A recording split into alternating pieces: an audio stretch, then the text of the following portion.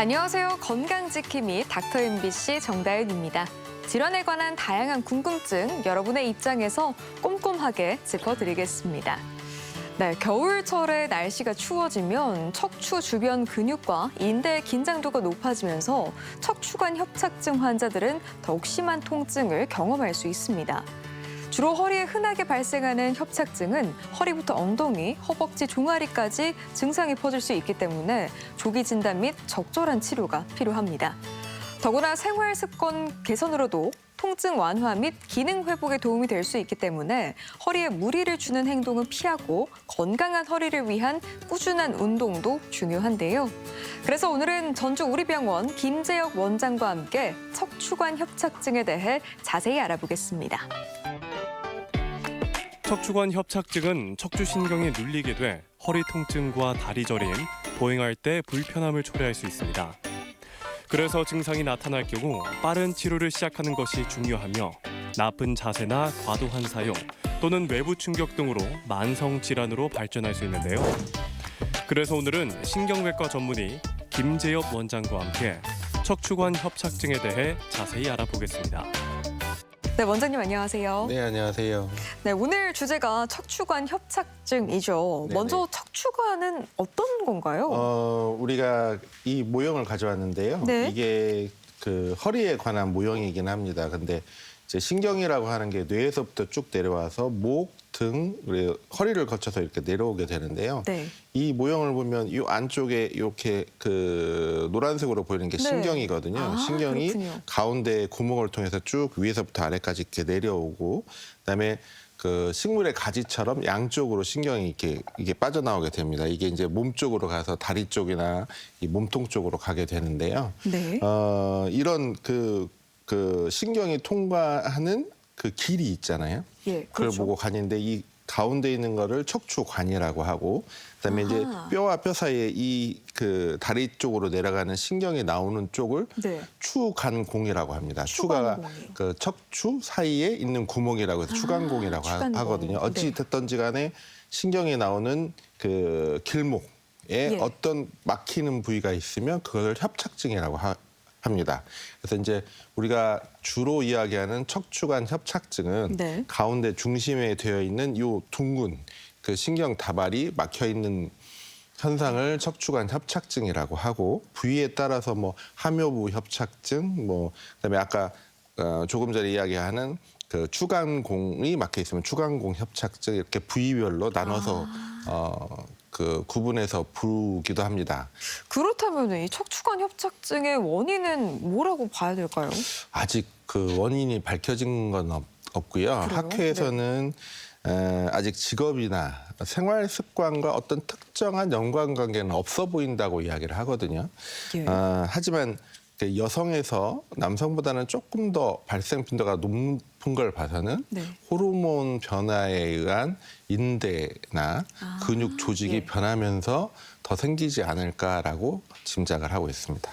아직 정확한 이유는 없는 거네요. 그러면은 척추관 협착증 위험 대상이나 위험 인자가 있을까요?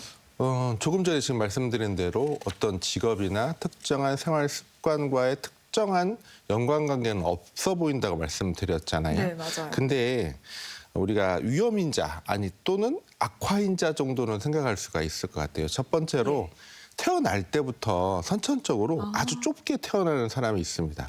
일반인보다는 조금 더 협착증이 올 확률이 같은 빈도보다는 높지 않을까 생각되는 부분들이 있고, 네. 후천적으로 우리가 척추관 그 퇴행성 배달로 퇴행성 척추 전방 전이증이라고 해서 예. 척추뼈가 이렇게 배열이 있다가 앞으로 이렇게 그 늘어지면서 뒤에 구조물이 약해지면서 앞으로 이게 빠지면서 교차가 되면 여기가 협착증이 동반이 되는 경우가 더 많거든요.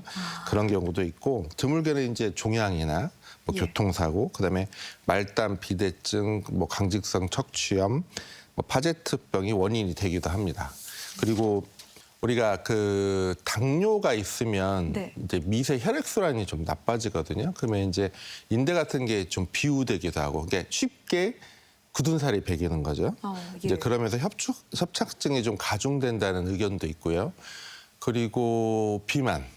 근데 이제 비만이 네. 있다고 해서 아까 조금 전에 말씀드린 대로 직접적인 연관관계는 없어 보여요. 비만이 있다고 해서 모두 다 협착증이 생기는 건 아니거든요.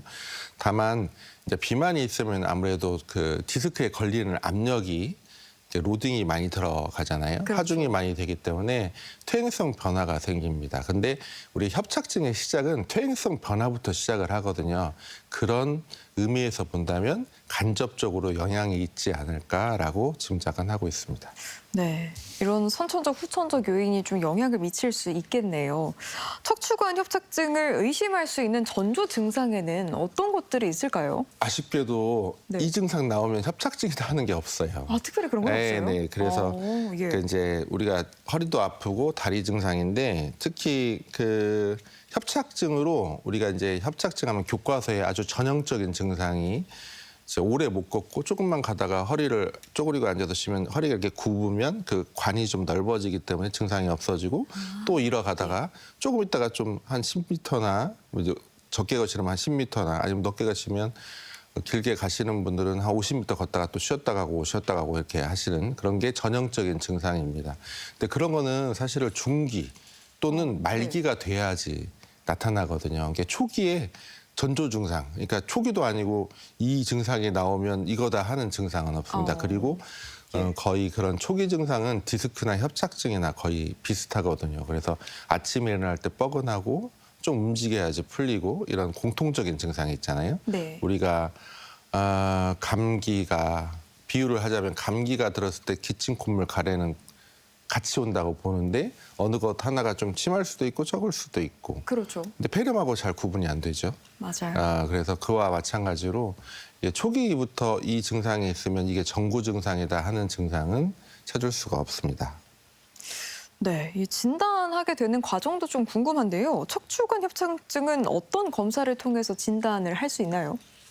일단은 병원에 오시면 증상을 이제 이야기하게 되잖아요. 그러면 아까 디스크나 협착증에서 보이는 초기 증상만 이야기하시는 분이 있고 조금 전에 말씀드린 대로 협착증의 아주 특징적인 증상 가다가 쉬고 가다가 쉬고 네. 그다음에 이제 계단 오를 때는 허리를 숙이게 되니까 좀 편하게 올라가는데 내려올 때는 허리를 꼿꼿이 쓰면 이렇게 증상이 나오는 그런 증상이 있거나 그래서 그 증상을 가지고 짐작을 하고요. 이제 가장 확진적인 방법은 역시 MRI를 찍는 방법입니다. 그래서 예. MRI를 찍어서 신경이 지나가는 그 관의 주행을 따라가면서 어디 막힌 데가 있는가를 찾아보는 건데요. 근데 그 주의할 것은 그 우리가 막힌 정도에 비해서 증상이 항상 비례하는 건 아니거든요. 네. 그래서 사진 하나만 가지고 모든 걸 진단을 하면 안 되고 그다음에 이제 그 증상도 들어보고 그다음에 만져보고 그다음에 근력 테스트도 해보고 이제 여러 가지를 종합적으로 판단을 해야 됩니다. 그러면 사실 이렇게 듣다 보면은 허리 디스크랑 무슨 차이가 있나 좀 이런 생각도 들거든요. 그게 우리가 딜레마긴 하는데요. 증상만 가지고 이게 디스크냐 협착증이냐 구별하기는 좀 힘듭니다. 물론 후기에 갔을 때 증상으로 네. 이제 디스크 같은 경우에는 좀 더 급성으로 오고 그다음에 이제 협착증은 좀 만성으로 오잖아요. 예. 디스크 같은 경우에는 자세에 상관없이 아픈 경우가 많고 협착증은 조금 전에 이야기한 대로 허리를 숙이면 좀 나아지고 그런 증상의 차이는 있는데 그거는 말기가 돼서 아주 심할 때 증상으로 볼 수 있고요. 이게 초기나 중기 때 증상만 들어가지고 이게 협착증이나 디스크냐 알 수는 없습니다. 협착증이라고 하는 게 디스크 퇴행성부터 이게 시작하는 병이기 때문에 그렇구나. 연속성상에 있는 거잖아요. 네. 오히려 이런 경우에 우리가 이제 그 신경인성 파행과 구별되게 혈관인성 파행하고 구분을 해야 되거든요. 이게 뭐냐면 신경이라고 했으면 혈관이라고 하는 게 있습니다. 만약에 쉽게 이야기하면 신경인성 파행은 신경 자체가 좁아져서 잘 못 걷는 거예요. 근데 혈관인성 파행은 혈관 자체가 이 혈액 공급이 안 되니까 근육이 걸을 수가 없는 거예요. 그러니까 특징적으로 조금 전에 이야기한 대로 그 이제 그 신경인성 파행은 허리에서부터 이렇게 오지 않습니까? 그러니까 네네. 증상이 엉덩이서부터 밑으로 내려가요. 점점. 예. 다 그런 건 아니지만 이제 보통 우리가 어떤 그 표준을 세워서 이야기한다고 하면 근데 이제 다리 쪽은 말초가 제일 혈액순환이 안 되니까 말초부터 위로 올라옵니다. 증상이. 그리고 네. 척추관 협착증 같은 경우에는 허리를 숙이면 이제 증상이 없어진다고 그랬잖아요. 맞아요. 그러니까 자전거 탈 때는 정말 오래 가요. 자전거는 이렇게 앞에서 그렇겠네요. 이렇게 숙이고 타기 때문에 나도 모르게 이렇게 허리를 숙이는 동작이 되기 때문에 걸을 때 빼고는 자전거를 타고 다니면 뭐 전국 일주라도 할 정도로 괜찮은데 혈액순환이 안 되는 건 조금만 타도 아파요. 왜냐하면 어차피 운동 자체를 멈춰야지 증상이 좋아지는 거기 때문에 그래서 어떤 분은 그 이제 요즘에 인터넷 매체도 많이 발생을 하고 주변에서도 이야기를 해서 너 이거 협착증이다 병원 가봐라 해가지고 왔는데 MRI를 찍어봤어요. 네. 근데 멀쩡한 경우 있거든요. 그런 경우에는 이제 혈관 검사를 하면서 거기서 원인을 찾아가지고 혈관을 뚫거나 그런 시술을 받는 분들도 의외로 꽤 많습니다. 혈관인성 파행인지 아닌지도 좀 중요한 영향을 미칠 것 같은데 이 척추관 협착증을 방치했을 경우에는 합병증이 유발되기도 하나요? 협착증은 디스크 터졌을 때처럼 한 번에 오지는 않습니다. 그런데 천천히 서서히 진행을 하거든요. 근데 이제 그게 이제 차일피일 미루다 보시면 어느 순간 다리가 붕 뜬 것 같고 걸을 때 균형도 좀 안 잡히고 그다음에 다리 힘도 없어지고 그래서 이게 이제 내 마음대로 다리가 안 움직여지는 거죠. 그리고 마지막에 가서는 이제 소대변 장애와 네. 성기능 장애가 같이 동반이 돼서 오기 시작하면 협착증이 가장 말기에 오는 증상들이거든요. 사실은 이런 소대변 증상이 고착이 되면 네. 수술을 해도 잘 돌아오지 않고 수술이 끝나서도 마비도 잘 풀리지 않고 그다음에 일생 동안 소변에 줄을 꼽거나 본인이 자가로 이렇게 그때그때마다 소변줄을 꼽아서 하거나 기저귀를 차고 생활을 해야 되는 경우도 있습니다. 네, 그럼 이제 본격적으로 척추관 협착증 치료 방법에 대해서 좀 짚어보겠습니다. 먼저 이제 조기에 발견할 경우에는 수술 없이도 증상 개선이 가능한 경우도 있잖아요. 어떤 치료를 진행하나요? 일단은 제가 임상적으로 많이 시도하는 건 꾸준한 운동을 시키는 거거든요. 근데 이제 네. 사실은 운동을 한다고 해서 막혔던 혈관이 뚫리는 건 아닌 것 같습니다. 근데 운동을 하게 되면 우리가 이제 그 협착증으로 이렇게 막혀 있으면 혈관도 같이 막혀 있잖아요. 그렇죠. 근데 펌프질을 계속 해주면 그게 열린단 말이죠. 네. 압력을 계속 주기 시작하려면 그러면 이제 이 혈관이 열리면 혈액순환이 되기 때문에 이제 처음에 증상이 심했던 분들도 운동을 하기 시작하면 서서히 증상이 풀리면서 증상이 개선되는 분들이 있어요. 근데 협착증을 가진 분들의 중기 정도에 되시는 분, 말기는 아무리 운동해도 잘 나아지지 않지만 예. 이제 어중간하게 막히시는 분들이 있을 거 아니에요. 그런 네네. 분들은 한 2, 30분 열심히 하고 운동하면 이제 펌프질이 되면서 거기에 이제 윤활유도 쳐지고 혈관도 나오면서 이제 증상이 확 없어지는. 그래서 어떤 분들이 이제 아침이 아니면 처음에 걸을 때 시작할 때만 좀 힘들지 한 20분, 30분 걸으면 이제 다리가 풀려요 하시는 분들은 되게 협착증이 어중간하게 한 중기 정도 와 있는 네. 분들은 그런 운동으로 개선이 되는 분들이 많이 있습니다. 그래서 보존적인 치료로 운동을 많이 권유하고 있고요. 그러다 보면 그 기간을 많이 오래 늘릴 수 있다는 거죠. 그래서 이제 내가 나중에 정말 그 협착증이 심해져서 궁극에는 수술을 할지라도 30대 하냐, 40대 하냐, 50대 하냐는 틀릴 수 있기 때문에 제가 관리를 하면서 그렇게 하면 그 좀 호전되는 그 기간을 오래 늘릴 수 있을 것 같다고 생각이 듭니다. 그리고 그다음에 조금 전에 말씀드렸듯이 그게 이제 막혀 있으면 염증 반응도 생기고 유착도 생기고 그러기 때문에 항염증 약물 치료를 같이 병행하는 거죠. 네. 뭐 국소 혈액순환제를 같이 복용을 해서 같이 한다든지 아니면 이제 통증이 심하면 이제 스테로이드 같은 항염증 성분을 같이 넣어가지고 신경 위에 뿌려주게 됩니다. 그러면 이제 국소적으로 스테로이드가 염증 반응을 많이 줄여주고 유착들을 좀 풀어주는 효과도 있어요. 그러면서 증상도 완화시키고 혈액순환을 좀 개선시키고 요즘에는 그거 말고도 이제 뭐 PDRN이라고 해서 DNA 주사라든지 프롤로 세라피라든지 해서 근육과 인대를 강화시킨다는 증식 치료가 있는데 그거는 이제 실제로 이렇게 놔보면 근육이나 인대가 막 증식해서 막 운동선수가 갑자기 없던 근육이 생기고 그런 건 아니고 네. 미세하게 혈관 이렇게 손상된 인대 같은 게 있으면 그 주사를 맞게 되면 그 손상된 부분이 좀 힐링이 되면서 그 탄력성을 회복하는 거죠. 인대라고 하는 게 원래 이렇게 잘 그 수축하는 거잖아요. 수축도 하고 이렇게 적당히 수축도 하고 너무 또 늘어진 거는 너무 늘어진 게 이렇게 잡아주는 역할을 하는데 그런 기능이 좀 회복이 된다는 차원에서 증식 치료라고 하거든요.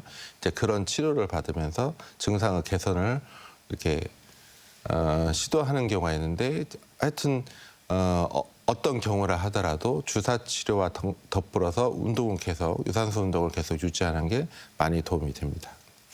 네. 수술 없이 이렇게 치료가 가능한 경우도 있겠지만 또 수술이 필요한 수술적 치료가 필요한 경우도 있을 것 같아요. 내가 한두 달을 치료했는데도 치료 효과가 없고 일상생활에 도저히 유지가 안 된다. 그러면 수술을 하는 걸 많이 권하고 있습니다. 특히 이제 객관적으로 이제 주관적으로 말고 객관적으로 이게 근력 마비가 있어서 보행이 힘든 분들이 있잖아요. 쩔룩이면서 그렇죠. 힘도 힘도 안 들어가고 그다음에 이제 일어서는데도 균형 잡기도 힘들고 그런 분들은 수술을 하시는 게 맞습니다. 그리고 조금 전에 말씀드린 대로 누가 봐도 소대변 장애가 허리 때문인 게 확실하다 하면 이건 응급으로 수술하자고 합니다. 그래서 이거는 빠르게 하더라도 개선이 잘 안 되는 경우도 있습니다. 또 수술적 치료 후에 회복 기간은 어느 정도 소요될까요? 일단 예전에 척추관 협착증은 그 핀 박는 수술을 고전적으로는 그렇게 했는데 요즘엔 그걸 하지 않고 미세 수술 조금만 열어서 이렇게 하는 수술을 많이 선호를 합니다. 그리고 예전에는 수술을 받으면 장기간 누워놓고 움직이지 마라. 움직이면 큰일 난다 그랬는데 요즘엔 당일날 움직입니다. 그래요? 네. 그래서 저희 병원도 아주 작은 협착증 수술은 한 수술 끝나고 나와서 한 6시간 정도 되면 바로 보행을 시키거든요. 그게 상처 힐링도 빠르고 그다음에 후유증도 좀 적게 남기 때문에 그래서 수술 당일날 바로 움직일 수 있습니다. 그런데 이제 우리가 이제 그 일상생활을 할 수 있느냐 없느냐 그래서 제가 기준에 평균 한두 달 다만 마비가 수술 전에 이미 다 와가지고 근력이 마비되고 균형도 잘 안 잡히는 분들은 최소한 3개월 이상 기다려 보셔야 돼요. 특히 소대변 장애가 있다든지 수술 전에 그런 경우에는 저도 지켜보자고 말씀을 드릴 수밖에 없어요. 그거는 어떤 기간을 두고 꼭 회복된다고 볼 수가 없고 개인차가 너무 심하기 때문에 그런 분들은 빨리 수술해서 경과를 관찰해 보아야 됩니다. 네, 일상생활에서 또 척추에 부담을 주지 않는 게 중요하다고 하는데 부담을 안 주려면 어떤 방법을 써야 하나요? 우리가 직업이라고 하는 거하고 운동이라고 하는 게 좀 다른데 직업은 고정된 자세, 그다음에 고정된 동작만을 주로 많이 하잖아요. 근데 이제 그렇죠. 운동이라고 하는 거는 내가 쓰는 근육과 안 쓰는 근육을 정확히 밸런스를 맞춰서 같이 운동을 해주는 거기 때문에 하루에 1시간 이상 계속 걷는다든지 꾸준한 운동이 필요하리라고 생각이 됩니다. 그래서 비만한 것도 조절을 하면 좋지만 비만이 조절이 안 될 때는 적어도 허리 근육이나 그런 것들이 튼튼한 허리를 만들면 그런 게 허리에 병이 오는 것을 예방할 수도 있고 그다음에 악화되지 않게 예방할 수 있는 방법이 되지 않을까 생각이 됩니다. 네, 무엇보다도 꾸준한 운동이 중요하겠네요. 네, 이 시간에는 신경외과 전문의 김재엽 원장과 함께 척추관 협착증에 대해 알아봤습니다. 네, 원장님 오늘 말씀 고맙습니다. 네, 감사합니다.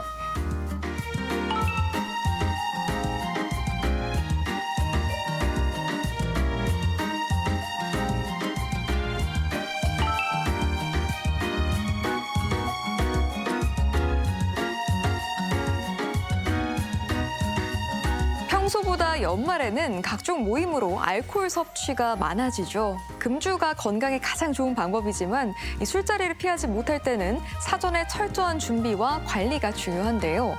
먼저 술을 마시기 전에는 미리 물과 이온 음료로 수분과 전해질을 보충하는 게 좋고요.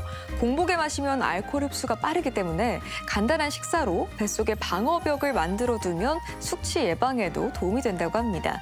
그리고 술자리 중에도 자주 수분을 섭취해주고 단백질이 풍부한 안주 선택은 간 해독에도 도움이 될 수 있고요. 다음 날 아침에는 콩나물국과 북엇국 등 다양한 국물로 속을 달래주고 점심 이후엔 가벼운 산책과 반신욕으로 알코올 대사를 촉진시킬 수 있다고 합니다. 또 이 밖에 건강과 관련해 궁금증이 있다면 전주 MBC 홈페이지에 질문 남겨주시기 바랍니다. 닥터 MBC가 여러분의 궁금증을 풀어드리겠습니다. 저희가 준비한 소식은 여기까지고요. 다음 주 이 시간에 다시 찾아뵙겠습니다. 고맙습니다.